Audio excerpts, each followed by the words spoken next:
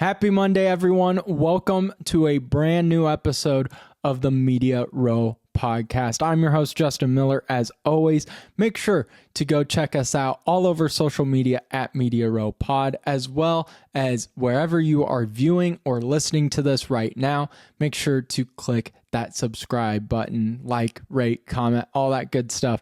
We appreciate your guys' support. These shows wouldn't be possible without your support, so we really appreciate it. We also appreciate the support from businesses like Kelly's Little Nipper. Go check them out at 1701 East Grand Avenue in Des Moines. They've been with us from day one. Love Jeff and everyone at Kelly's. You guys will love them too. Go check them out. 1701 East Grand Avenue in Des Moines. Use the keyword in Woodley and your first drink is on the house.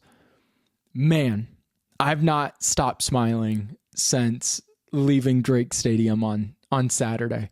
We have an awesome week of shows, but today's show to kick off this holiday week is going to be huge because we have Drake making history on the gridiron, winning their third consecutive PFL title.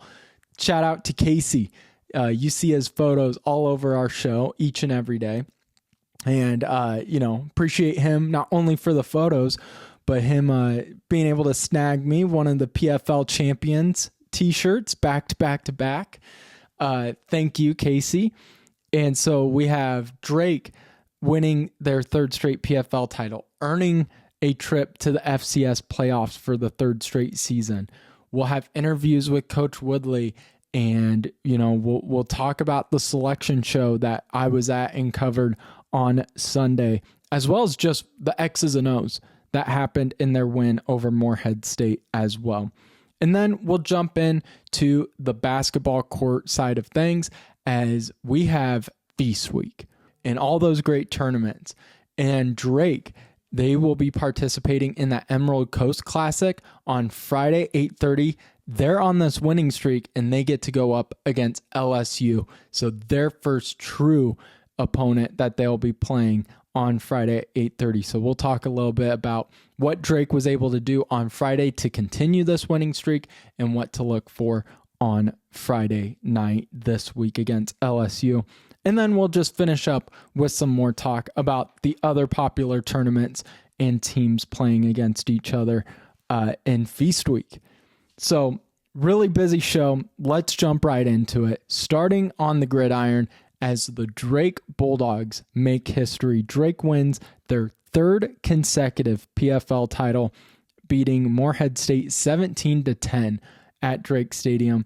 This is their third straight PFL title, their ninth PFL title in school history, and third consecutive trip to the FCS playoffs.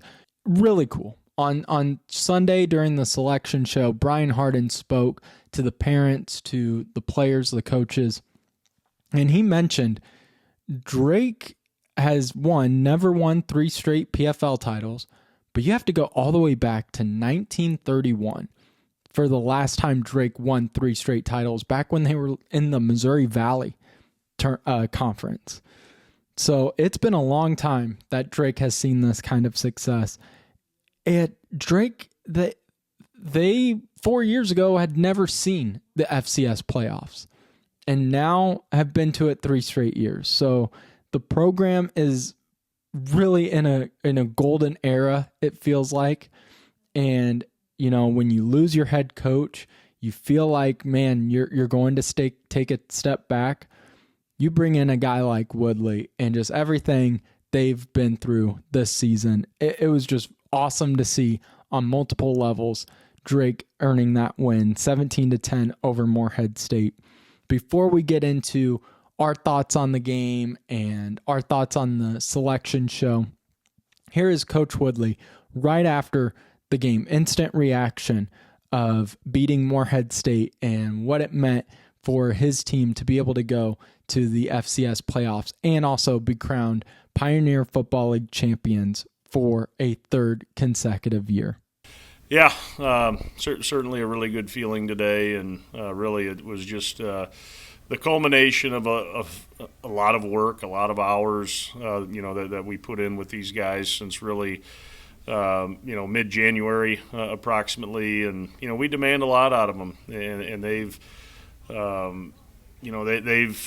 they've been with us every step of the way and have bought in, and again, I can never sit here and say everybody in this program's totally bought in, but man, it sure feels like it. And and today, boy, it didn't look good, for a decent amount of time there, and had some things go against us when things were going good, whether it be a penalty or a fumble or whatever it was, and they've just continued to overcome that, and that's just who they are. They haven't flinched, and they've been consistent each and every day. They've done everything we've asked them to do, and done it with, I don't know if a smile on their face is the right way to put it, but you'd never know. I can't put into words or describe how good of kids these guys are. It's amazing, and because it's not easy to embrace a new coaching staff, and and that was our theme this year, was to embrace the change, and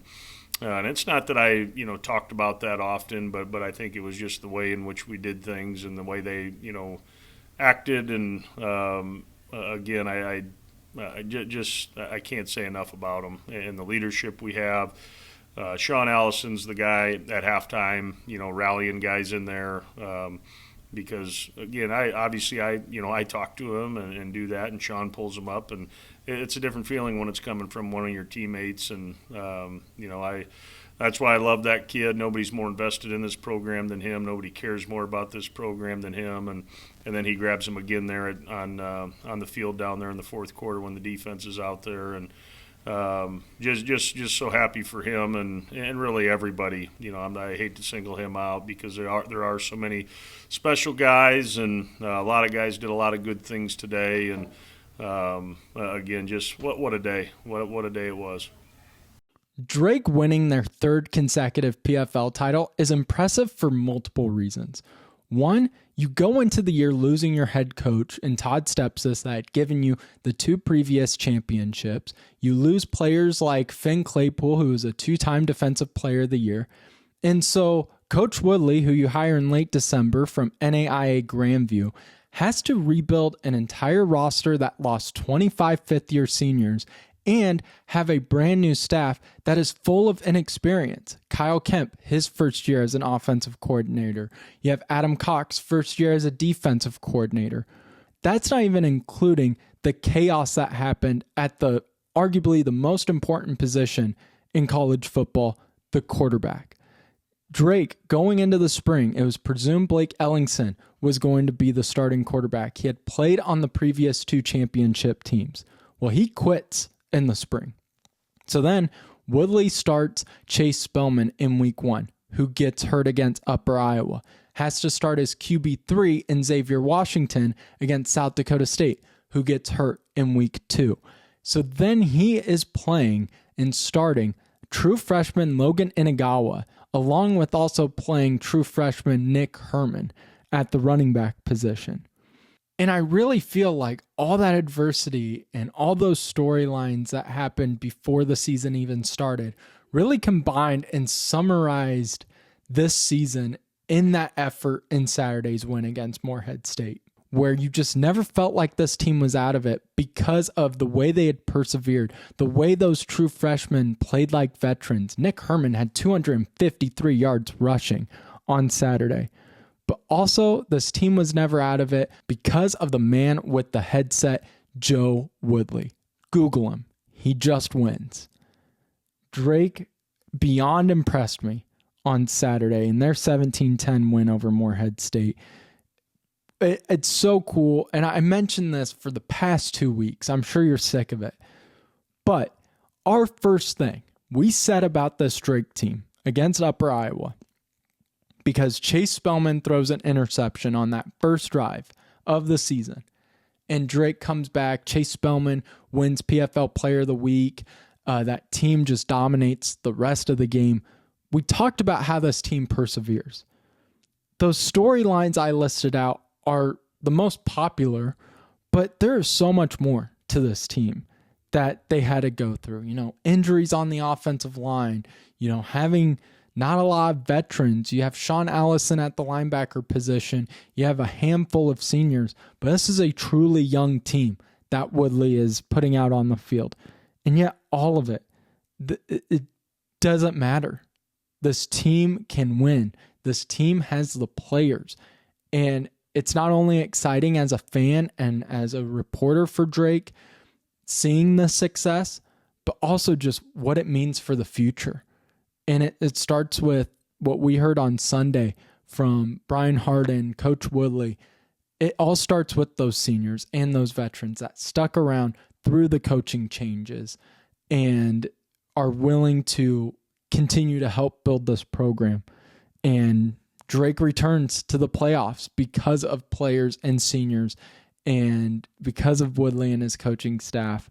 It was just beyond impressive when they could have easily put their heads down when they were down at halftime, when things weren't going right, and they didn't.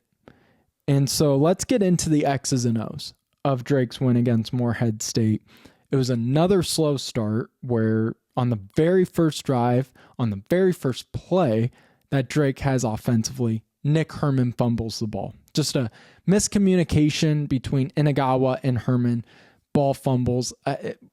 Woodley and I talked about it after the game. I don't think anyone was too concerned. And so Drake goes down 7-3. In that first half, cannot convert on third down. I mean, they're 2 of 6 at halftime. But what's more concerning and shocking as we're sitting there in the press box at halftime is Drake's run defense was getting carved up. It was something we haven't seen really since those South Dakota games against South Dakota State and South Dakota early in the year. I mean, St. Thomas beat Drake at Drake Stadium, and it wasn't because they were running the ball so well or dominantly. This Drake defense doesn't allow that to happen. And in the first half, Stopke, 89 yards and a touchdown, was just getting about 8 yards a carry right up the middle too. It wasn't even having to do anything too crazy offensively to get those yards. It looked easy for Stopke. And it was funny during the selection show. It's funny now. I'm sure it wasn't funny in that first half. But, you know, we're watching ESPNU with the team and the coaches and the family. And Drake, you know, their name gets put up there. So they're showing highlights of the Drake Morehead State game. The very first play they show is Stopke's huge rushing touchdown right up the gut of the Drake defense. And you have all these Drake fans and the players cheering as their name gets called. And then they show that highlight and just a collective groan just echoes throughout that building. And, you know, Woodley laughs about it. Everybody kind of giggled. But it wasn't funny in the first half of that game where Stopke was controlling it, was really punishing this Drake defense. We hadn't seen that all year. But what does Drake do? They persevere. And Woodley, you always felt like he was going to put this team in a strong position. We had seen those first-year coordinators and Kyle Kemp and Adam Cox, they had grown so much in just the past few weeks, but really overall, they had become really, really good at identifying the mistakes and making those in-game adjustments, which is really hard to do for anyone. It's hard for veteran coaches to be able to make those in-game adjustments, and these are first-year guys doing it.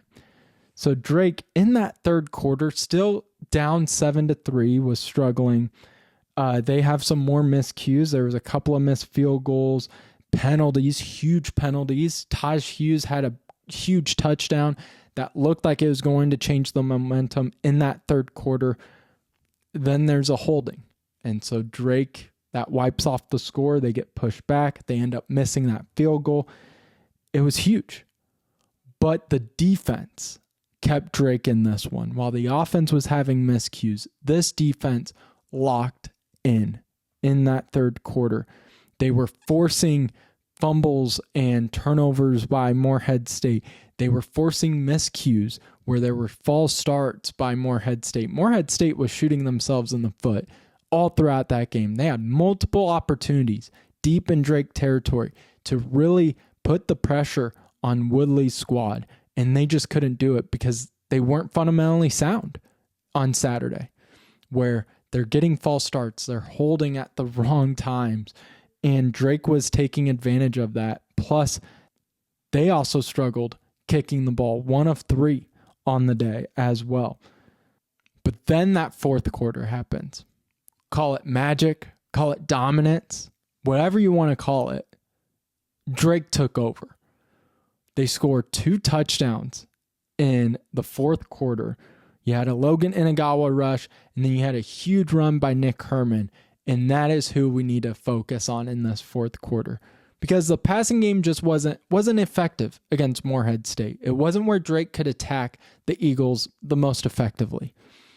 Where they could was the ground game. And we mentioned that last week of Drake can take over this game if they can get the running game going. And they did in that fourth quarter, where Drake on the ground had more yards than the Eagles had in total offense in that fourth quarter. It was incredible effort by Nick Herman. We talked about Stop Key, how he was dominant in that first half. Nick Herman, even more so in that second half. He just puts his head down. He has one gear. He's one of the fastest players in the league.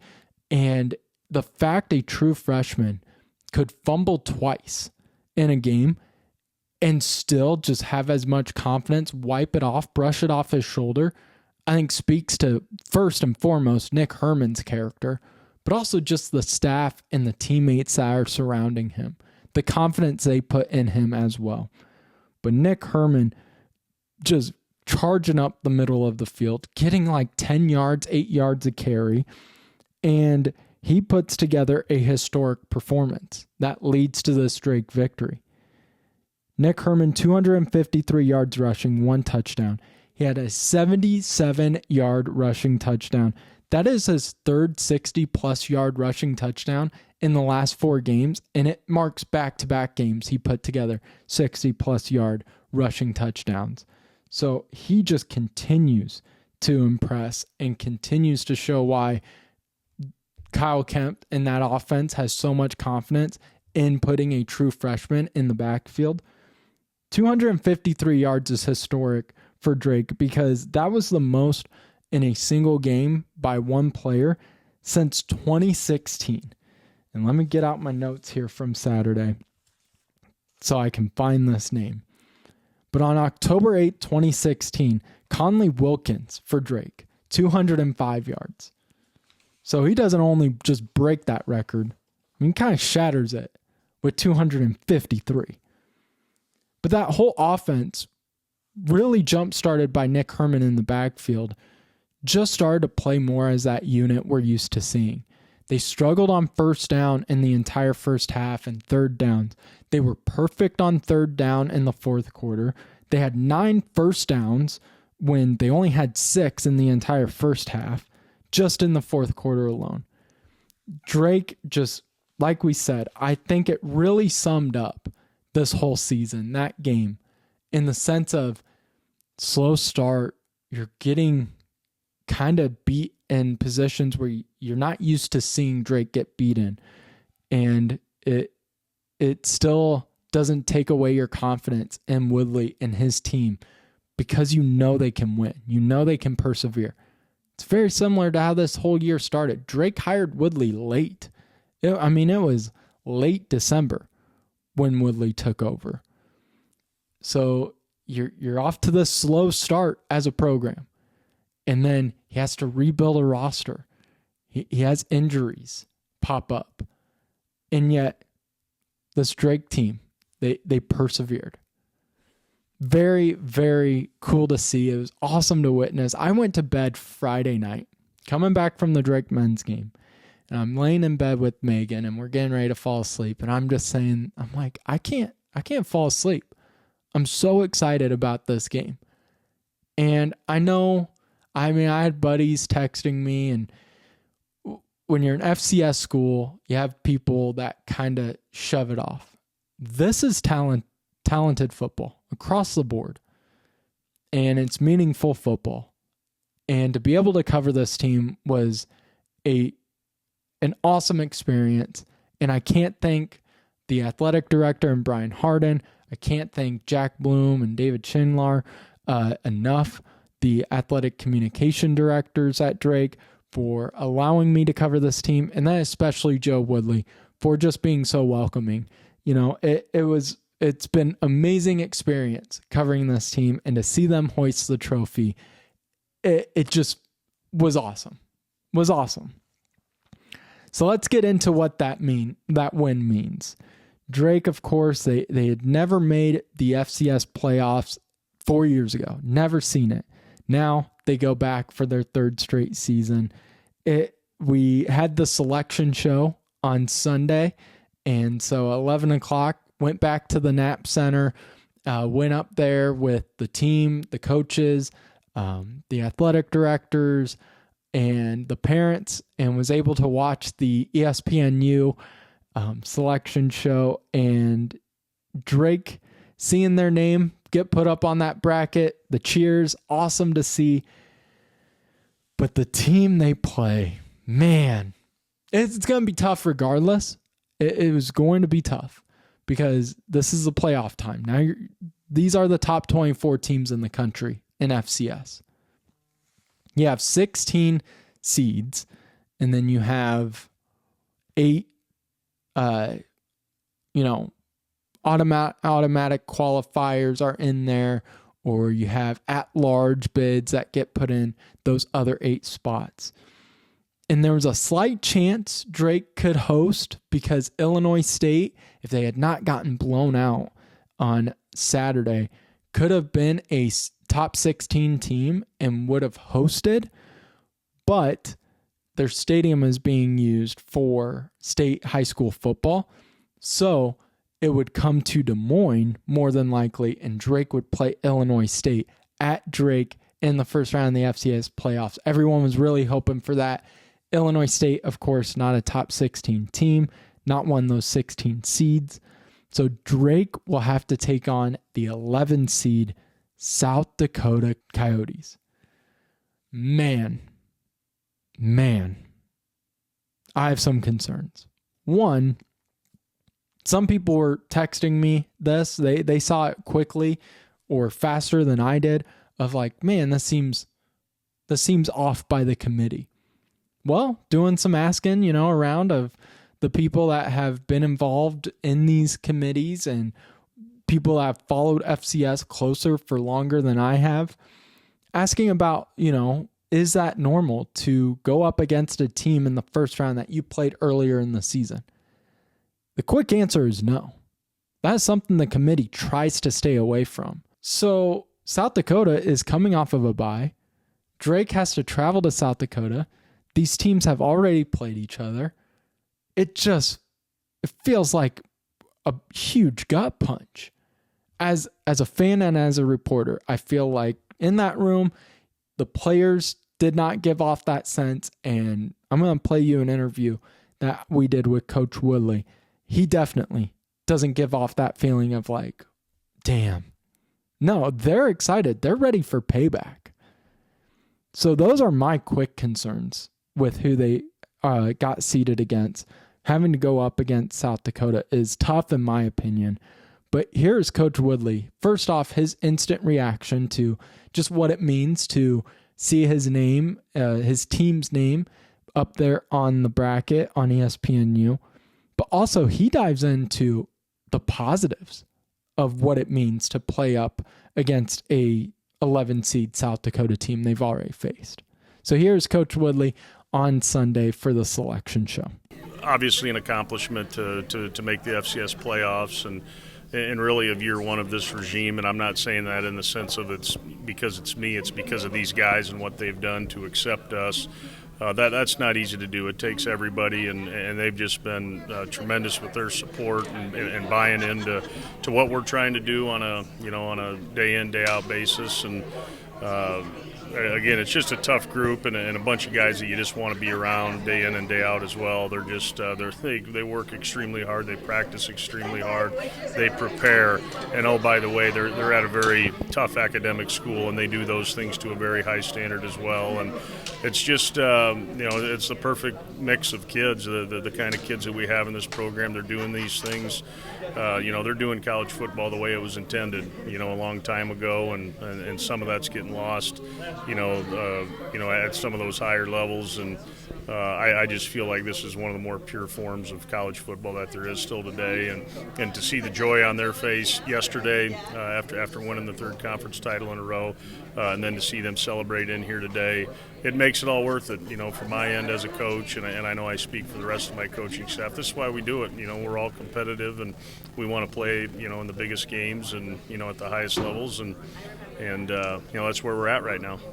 I just think maybe the first thing is just the familiarity with the venue, just because sometimes that's always a little different. We're going to be familiar with what the travel looks like because we already did that this year.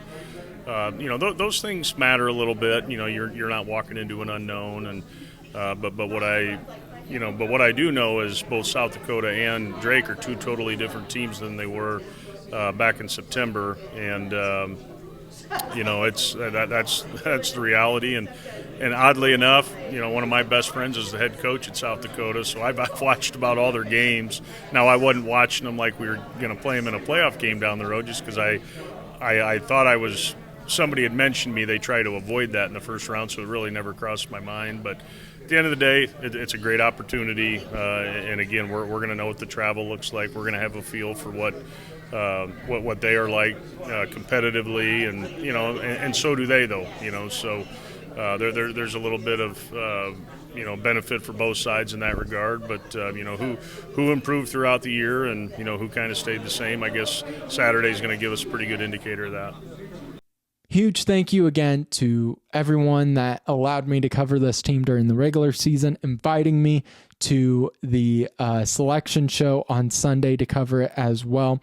But Joe Woodley, let me pull him, after games and after that selection show for those interviews really means the world. And then, of course, on Wednesday, we'll have Coach Woodley on the show to really dive in to this first round matchup as Drake will take on South Dakota this Saturday at noon on ESPN Plus. We'll of course be covering that one, so follow along at Media Row Pod for just in-game updates. And then of course the following week, win or lose, we will be chatting with Joe Woodley, hopefully talking about them moving on to the next round. But let's jump forward now to the basketball side of things, starting off with the Drake men's basketball team as the Bulldogs, for the first time this season, win back-to-back games after beating Charleston earlier last week on the road, their first true road test, but coming back home in the Knapp Center, taking over Buena Vista 98-52. Man, though, slow starts for Drake. Against Charleston, I mean, that was a back and forth game for the early part of that first half, and then Drake took over and, led at halftime and led, of course, in that second half as well. But in these past two of their final three games, it has been slow start after slow start. And against Buena Vista, a D3 team, this is an exhibition game for the Beavers. They came out ready to fight. The Beavers led for the first 8 minutes and 40 seconds of the game. Drake did not lead until at the 8:39 mark. I mean, it was concerning. It was. I'm sitting there going, what is going on? This is a D3 team. And Drake just coming out slow once again. That second half really calmed my nerves and concerns real quick. First off, Drake ended that first half looking like we expected a Coach Henderson squad to look like. Second half, that looked more like, oh, this was the Drake team we've been waiting to see. This is the offense. An offense that only missed 8 entire shots in the second half. Shot 22 of 30 from the field. They put up 8 of 12 from beyond the arc. They had 23 three-pointers made in their last 2 games combined. They had 11 against Charleston, and then they had 12 against BVU. So they're starting to get into a rhythm from deep, from Braden Applehans, Eli Shetlar. You have guys like Andrew Aaliyah gaining more confidence, and we've talked about him. Jalen Quinn looked really good against Buena Vista. Jay Sean Thomas, was awesome to see him finally see a few shots go down, because, man, the team had been doing great of getting him open looks, and his shots looked good, and they would hit, I swear, every part of that rim and somehow not fall in. He was 0 of his last 10, or 0 of his last 9, I apologize, and makes one against BVU and ends up shooting on the day from behind the arc 2 of 6, 4 of 10 on the night. But just nice to see a few of those shots go in for him, because we know the kind of athlete he is after being the leading scorer against Northern Arizona in the season opener. They also, though, this offense from Henderson is starting to gel. They're starting to look like a true unit. What was our biggest concerns, during that loss to Robert Morris and SIUE? What have been our concerns is the ISO ball, the one-on-ones.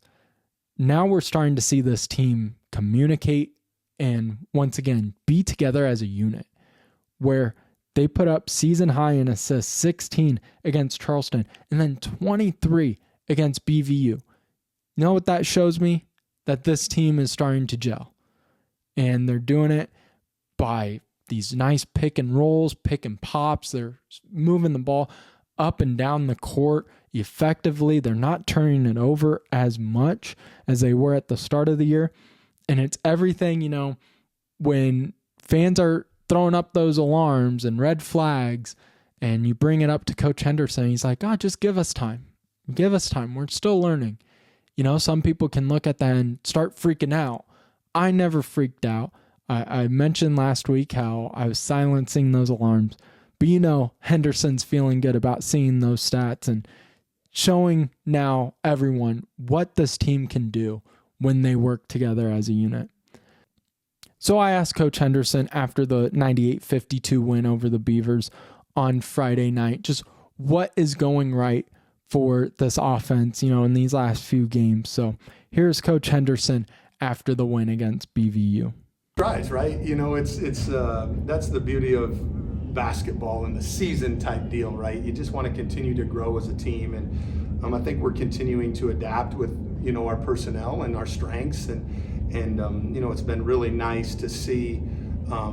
At Charleston we had a season high in assist totals, and then tonight we had another season high in assist totals, right? And so to see our guys continuing to understand that selfless basketball is really the way we want to play, and then they know that, but then executing it on the floor is a whole nother deal, right? And to see that happen is very rewarding. But it all starts defensively, having bite, making the other team earn every basket, and just giving your best every possession. I also asked Henderson after the game just what this does to build the confidence going into their Friday night game against LSU, which will be a very tough game, but should be a fun one.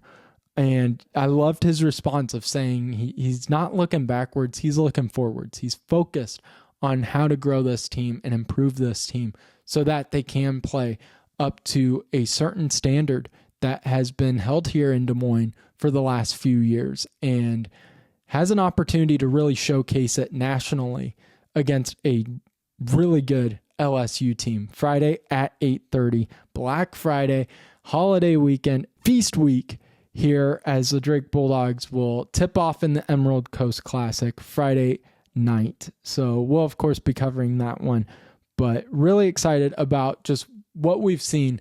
I know, you can point at the opponents. Charleston hasn't been great. True road game, though, in my opinion.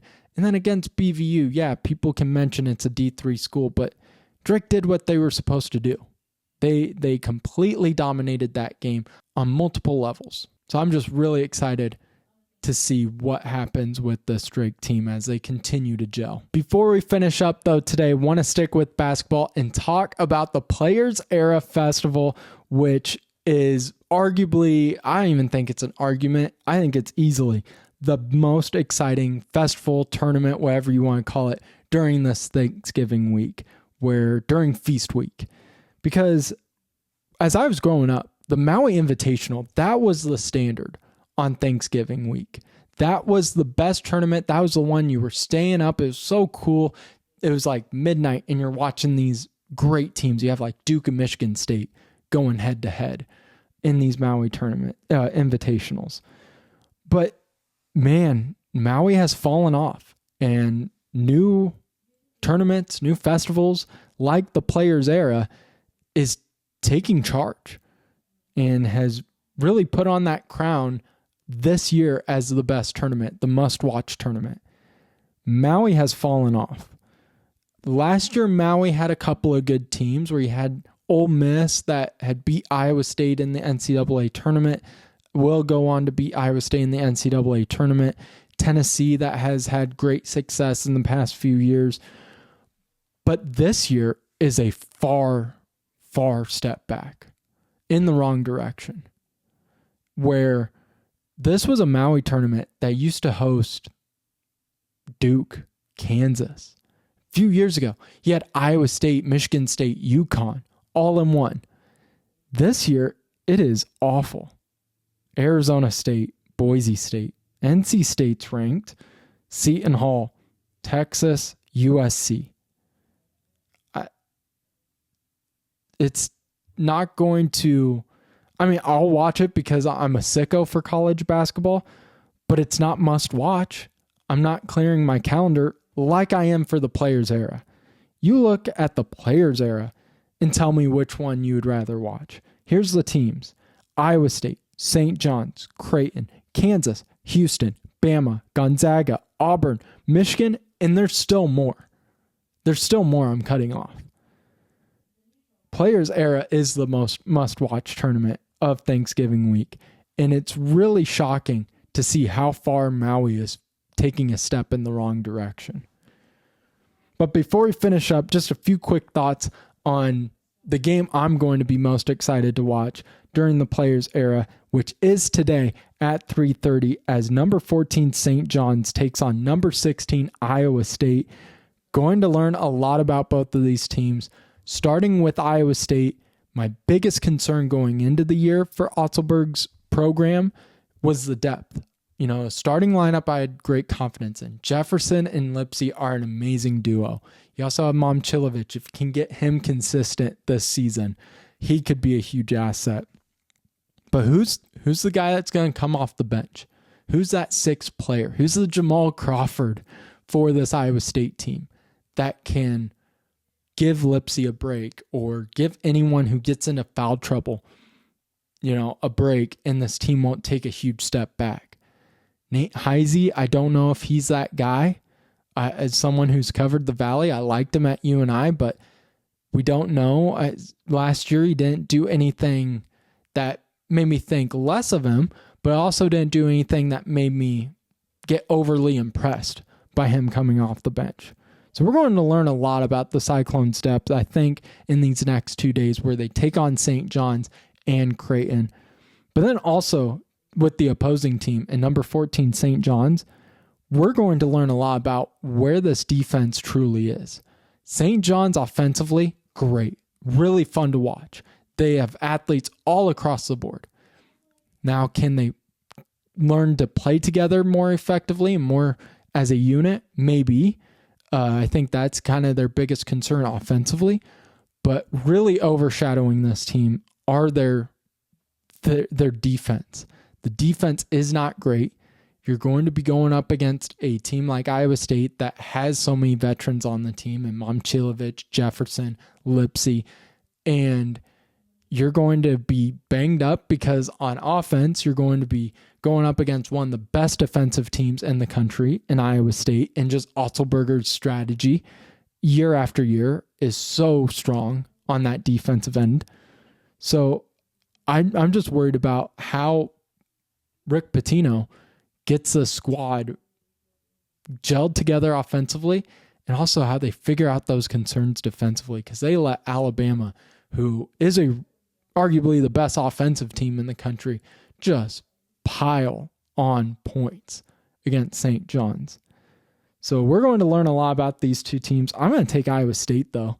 I think Iowa State beats St. John's. I think you have one team that is full of veterans that have played together, know how to win games like this, while you have a St. John's team that is chock full of talent, could easily be a top 5 team by the end of the year, that is still just figuring itself out.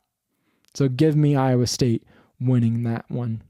And that will do it. Thank you guys again so much for tuning in each and every week. Thank you to Kelly's Little Nipper for their support. Make sure to like, subscribe, comment wherever you get this podcast, and tune in on Wednesday as Coach Joe Woodley joins the show.